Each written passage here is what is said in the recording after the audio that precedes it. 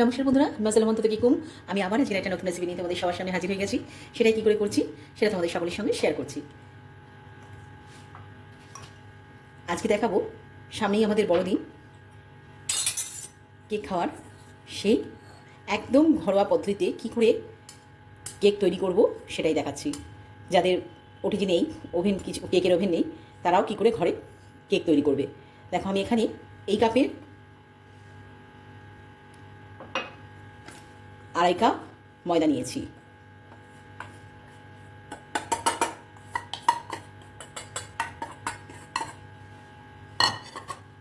আর গুঁড়ো দুধ 1 কাপ।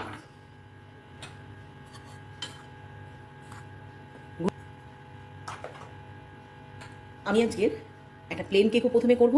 এখানে আমি চিনি ডাস্ট করে রেখে দিয়েছিলাম, সেটা দিয়ে দিলাম 1 কাপ।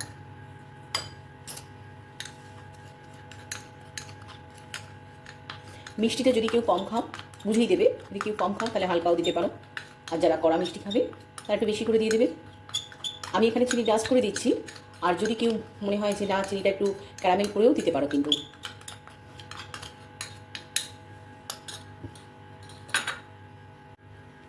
আমার এটা খুব ভালো করে মিক্সিং করে আমি রেখে দিয়েছি। এবার একটা বড় জায়গা নিয়ে নেবো, তার মধ্যে 1 কাপ টক দই দিয়ে দেবো। যেহেতু আমার ময়দাটা 2.5 কাপ ছিল, কোয়ান্টিটি একটু বেশি, সেই জন্য আমি 1 কাপ দই দিলাম। ময়দার পরিমাণটা বুঝি টক দইটা দেবে। আর আমি এখানে 200 গ্রাম বাটার গলিয়ে রেখে দিয়েছিলাম, সেটা অ্যাড করে দেবো।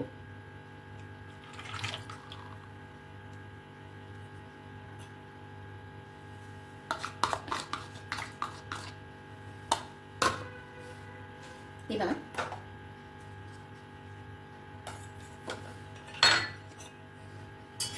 এই দুটোকে খুব ভালো করে একটু মিক্স করে নেব।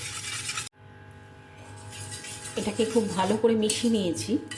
আমি প্রথমেই বলেছিলাম যে আমি একটা প্লেন কেক আর ফ্রুটস দিয়ে মিশিয়ে একটা করব। সেই জন্য আমি এখানে একটু এই মিক্সিংটা ঢেলে রাখছি।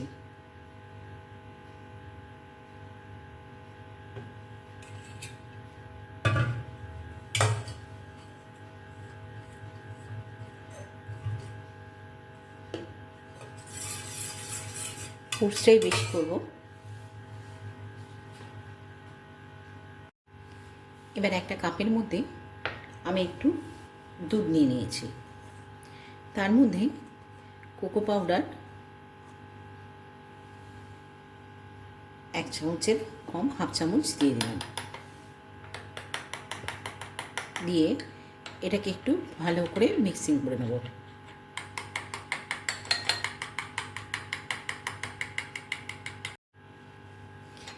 কোকো পাউডারটা আমার ভালো করে গুলে আমি রেখে দিলাম। আমার কাছে এখানে কোকো পাউডার ছিল, সেই জন্য আমি ইউজ করছি। কোকো পাউডার না থাকলে কিন্তু কোনো অসুবিধা নেই, যেহেতু আমি এখানে চিনি ডাস্ট দিচ্ছি। ওটাই যদি তোমরা চিনি ডাস্ট না করে চিনি ক্যারামেল তৈরি করে যদি ওর মধ্যেই ফ্রুটসগুলো দিয়ে দাও, তাহলেও কিন্তু হয়ে যাবে। কোনো কোকো পাউডারের বা কিচ্ছু দরকার নেই। আমি এখান থেকে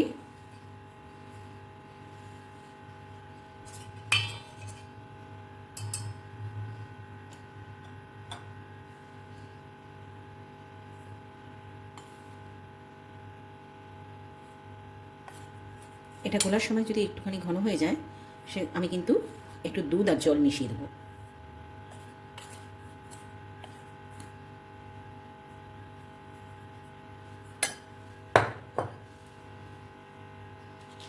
এবার এখানে মোরব্বা দিয়ে দিলাম,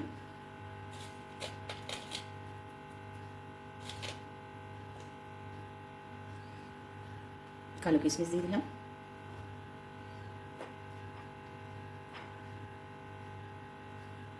খেজুর টুটে ফুটে দিয়ে দিলাম, চেরি, সব কিছু একসঙ্গে করে রেখে দিয়েছিলাম কেটে, সেটাই দিয়ে দিলাম।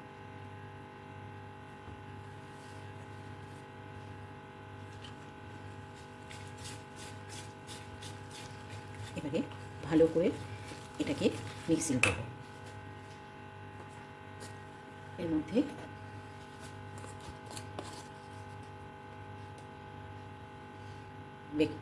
বেকিং পাউডার দিয়ে দিলাম,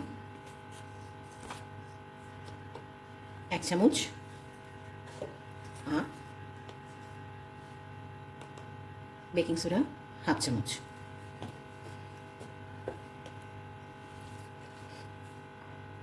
এবার একটা কাপের মধ্যে হাফ দুধ হাফ জল দিয়েছিলাম, ওটা একটু দিয়ে দেবো।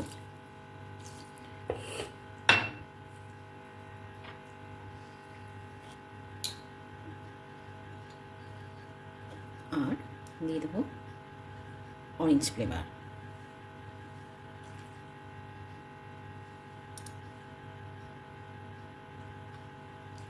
কিসমিসতে অরেঞ্জটাই বেশি ভালো লাগে একটু। এটা ছোট স্পুন বলে আমি এখানে 2 চামচ দিয়ে দিলাম। ধরে যদি বড় স্পুন হয় সেক্ষেত্রে তোমরা 1 চামচ দিলেই হয়ে যাবে। যেটা কাপের গ্লাস ছিল সেটাও কিন্তু মিশিয়ে দিলাম।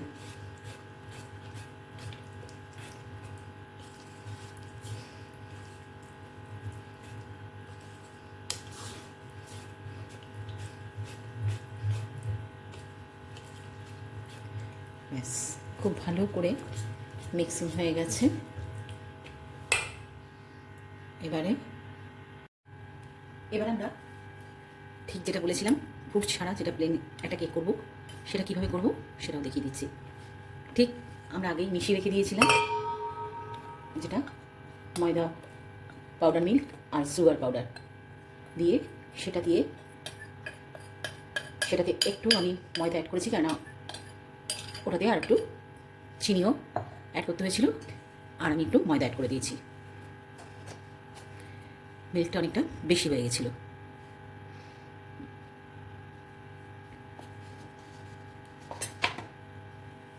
এবার ঠিক সেই দই আর বাটারটা পাইল করে রেখেছিলাম সেটা দিয়ে দিলাম।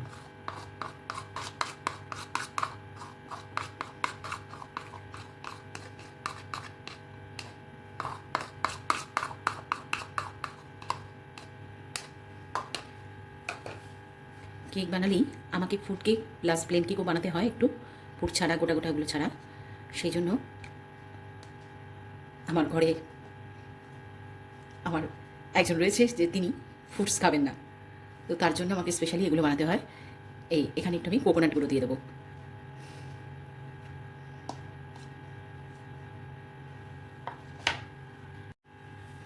এখানে কোকোনাট পাউডার একটু আমার কাছে অল্প ছিল, সেটাও আমি অ্যাড করে দিচ্ছি। এটা অল্প ছিল বলেই তাই একটু কোরানো কোকোনাট নারকেলও দিয়ে দিয়েছি। এবার দেবো হচ্ছে আমন্ড। আমি এখানে ডাস্ট করে রেখে দিয়েছিলাম, সেই আমন্ডের গুঁড়ো করা আমন্ড এখানে একটু দিয়ে দেবো।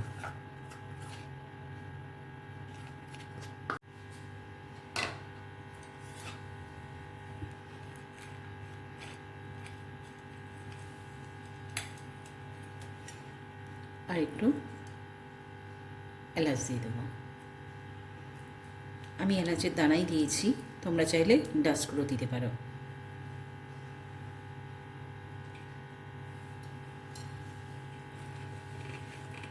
এবার এটাকে ঠিক একটু ভারী হয়ে গেলে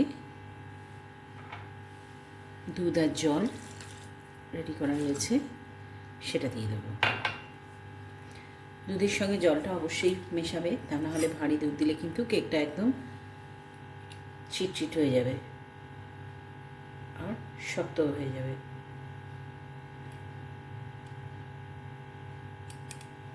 এখানে একটু ভ্যানিলা এসেন্স দিলাম।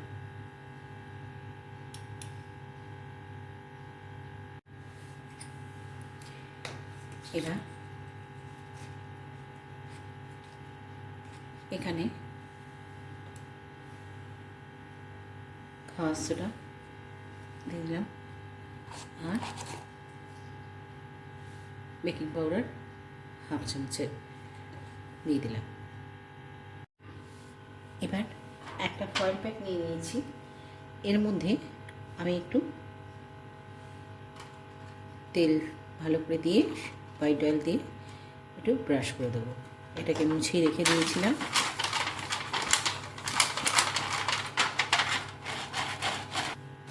এই একই প্রসেসে আমরা এখানেও সাদা তেল বা বাটার যেটাই রেখেছিলাম সেটাকে একটু এখানে গলিয়ে নেব। এখান থেকে এইভাবে নিয়ে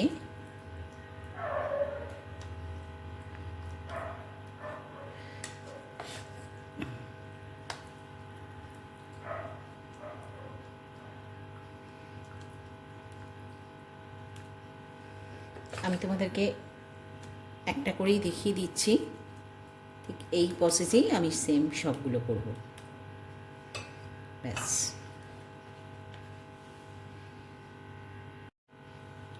আর অল্প একটু সামান্য ওপরে ছড়িয়ে আমন্ডের গুঁড়ো একটু দিয়ে দিলাম।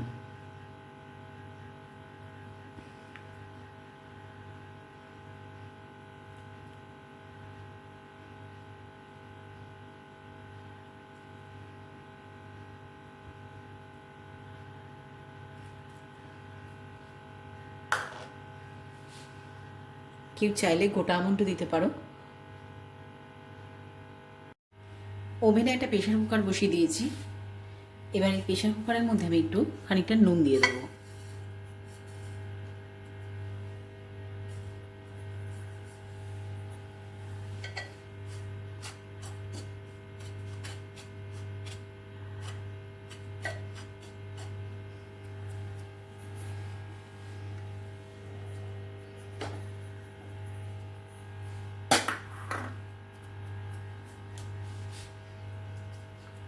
এবার এর মধ্যে একটা স্ট্যান্ড বসিয়ে দেবো।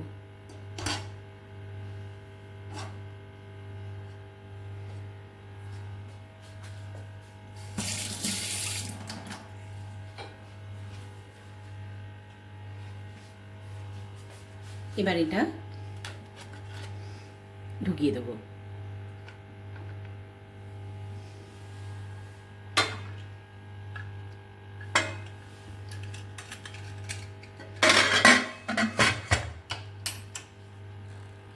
আটকে দেবো আর এটা ঠিক খুলে দেবো সিটির, এটা যাতে সিটি না পড়ে। গ্যাসটা খুব হাইতে দেবো না, একদম মিডিয়ামে দিয়ে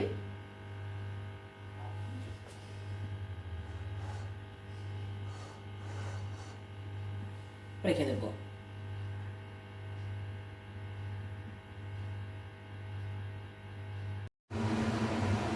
বন্ধুরা, একবার মাঝে একটুখানি কুকারটা খুলে জাস্ট দেখে নেব।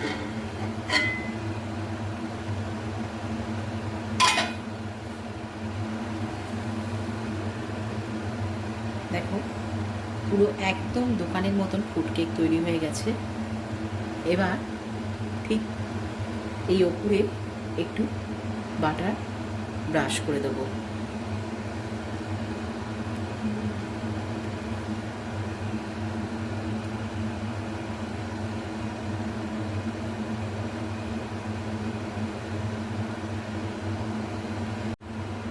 বন্ধুরা, এবার একবার মাঝে খুলে একটু দেখে নেব। আমাদের 30 মিনিট মতন আমার হয়ে গেছে। শুধু দেখে নেব যে আমাদের কেকটা রেডি হয়ে গেছে কিনা। দেখো, পুরো পারফেক্ট, একদম পুরো ঠিক যেরকম আমরা দোকানে ফুড কেক কিনে খাই ঠিক সেরকমই কিন্তু রেডি হয়ে গেছে। দেখতেও কিন্তু একদম ঠিক পারফেক্ট সেরকমই হয়েছে। শুধু এবার একটু একটা টুথপিক দিয়ে দেখে নেব। হ্যাঁ, একদম আমাদের কেক রেডি। এবার আমরা নামিয়ে নেব। দেখো বন্ধুরা, আমি একদিকে প্রেসারে বসিয়েছিলাম আর একদিকে কিন্তু একটা কড়াতে, ননস্টিক কড়াতের উপরে নুন দিয়ে সেম প্রসেসেই বসিয়েছি ঢাকা দিয়ে। দেখো, এটাও কিন্তু একদম পারফেক্ট, পুরো সেই একই কালার চলে এসছে। বন্ধুরা, আমি একটু দেখে নিচ্ছি। একই প্রসেসে সেই বসিয়েছি। দেখো, একদম পারফেক্ট পুরো কিন্তু হয়ে গেছে। উপরে একটু হালকা করে বাটার দিয়েই আমি করেছি, তবুও একটু উপরে উপরে বাটার লাগিয়ে দিচ্ছি।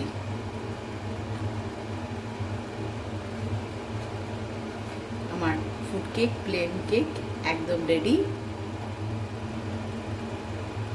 যারা ফ্রুটস খেতে ভালোবাসে না, যেসব বাচ্চারা এরা বা বড়রাও অনেকে খায় না, তাদের জন্য ঠিক এইভাবেও কিন্তু প্লেন কেক করে দিতে পারো।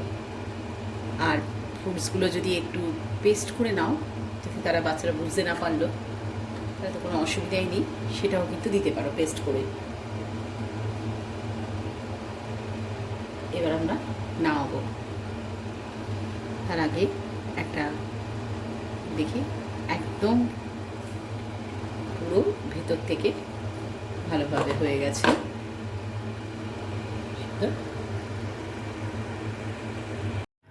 বন্ধুরা, আমার কিন্তু ক্রিসমাস কেক রেডি, দেখে নিলে। আমি কিন্তু টেস্টও করে নিলাম, আমার খাওয়াও হয়ে গেল, আর তোমাদেরকে প্রসেসটা দেখিয়েও দিলাম। তাই চটজলদি তোমরা যারা জানতে না, আমার এই রেসিপিটা দেখে তোমরা একটা ঘরে তৈরি করে নাও।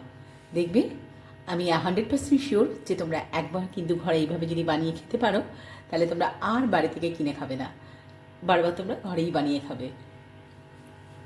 আর আমার এই রেসিপিটা যদি তোমাদের ভালো লেগে থাকে, প্লিজ যারা ফেসবুক থেকে দেখছো তারা একটা লাইক করতে ভুলো না, যারা ইউটিউব থেকে দেখছো তারা একটা সাবস্ক্রাইব করতে ভুলো না প্লিজ। আবারই এরকম একটা রেসিপি নিয়ে তোমাদের সামনে আসবো নেক্সট ভিডিওয়ে। বাই বাই, সবাই ভালো থেকো, সুস্থ থেকো।